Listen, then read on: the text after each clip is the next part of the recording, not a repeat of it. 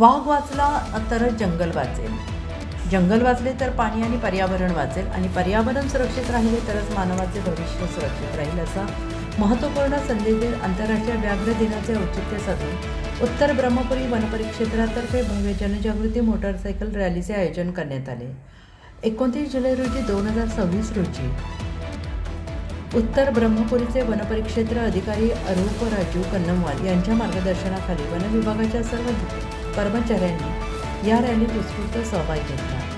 उत्तर ब्रह्मपुरी येथील वनपरिक्षेत्र कार्यालयातून या रॅलीचा थाटात प्रारंभ झाला आणि ही रॅली मौजा, काहली, चांदली, तोरगाव, लाखापूर, सायगाटा, भगवानपूर आणि दूधवाही या गावांमधून फिरली. या सर्व गावांमध्ये वन विभागाच्या कर्मचाऱ्यांनी स्थानिक नागरिकांशी संवाद साधून वन्यजीव संरक्षणाचे महत्त्व पटवून दिले.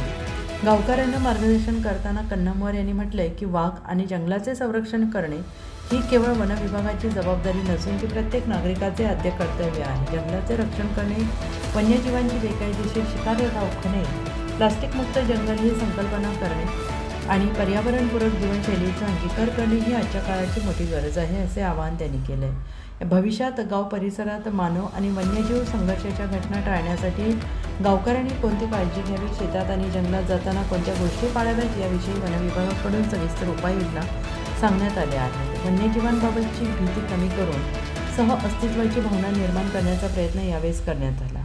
ग्रामीण भागात मोठ्या प्रमाणावर जनजागृती केल्यानंतर ही मोटारसायकल रॅली पुन्हा उत्तर ब्रह्मपुरी येथील कार्यालयात परतली. तेथे रॅलीचा समारोप करण्यात आला. रॅली यशस्वी झाल्याबद्दल सर्व स्तरातून कौतुक होत आहे.